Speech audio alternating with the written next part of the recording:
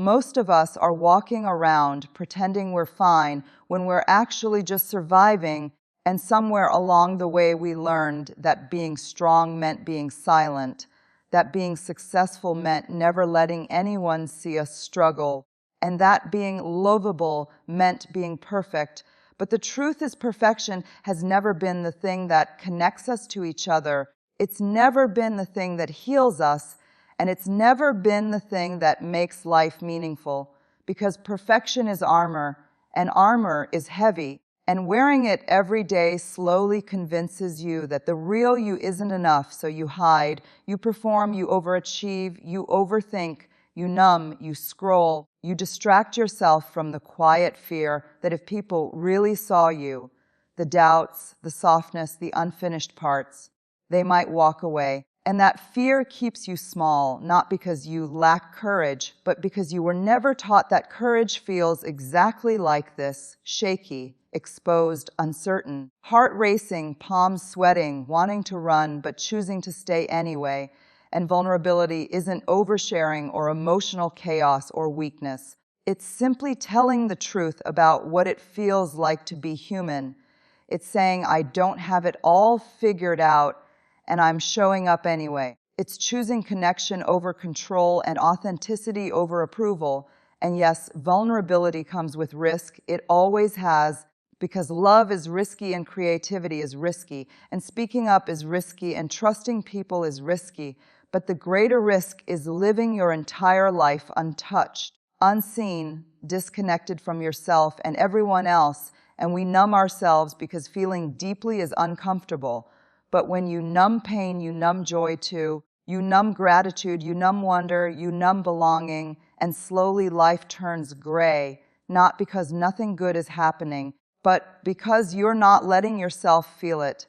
And shame thrives in that numbness, whispering that you're not enough, that you should be further along, stronger, happier, more successful by now. But shame cannot survive empathy, and it cannot survive truth spoken out loud, because the moment you say me too, the moment you realize you're not alone, something loosens inside you, and you breathe a little deeper, and you remember that belonging isn't about fitting in, it's about being accepted for who you already are, not the edited version, not the highlight reel, not the version that never struggles, but the real one, the one who messes up, who feels deeply, who tries again even after failing.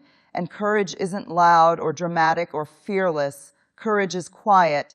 It's the decision to show up one more time when you're tired, to have the hard conversation instead of avoiding it, to set boundaries even when it feels uncomfortable, to rest without guilt in a culture that worships exhaustion, to choose self-respect over external validation.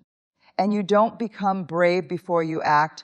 Bravery is built in the doing, in the moment where you say, I don't know how this will end, but I'm willing to begin.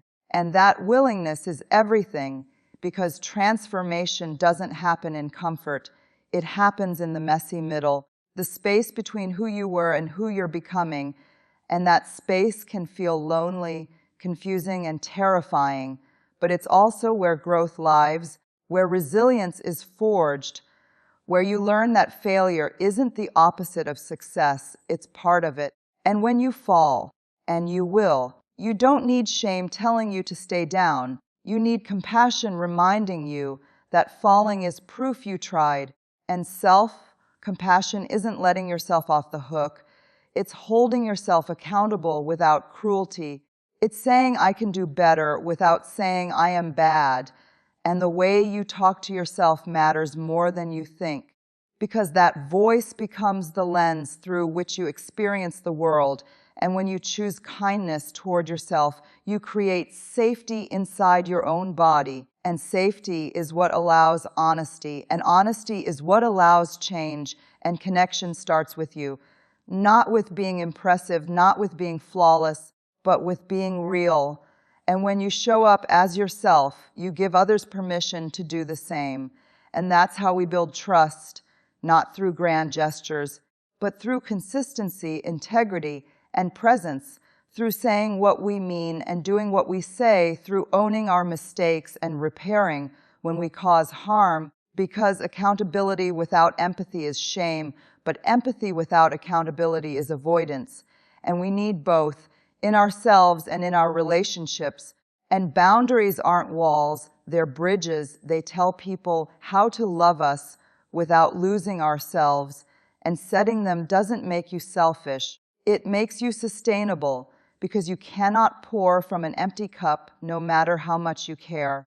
And worthiness isn't something you earn by doing more or being more. It's something you practice believing, even on the days it feels impossible, especially on the days it feels impossible. And the bravest thing you can do is let yourself be seen before you feel ready, to choose courage over comfort, truth over image, presence over perfection, because at the end of your life, it won't be the moments you played it safe that stay with you. It will be the times you showed up with your whole heart, even when it was trembling, even when there were no guarantees, because that is what it means to live a wholehearted life, not fearless, not flawless, but deeply, honestly, courageously human.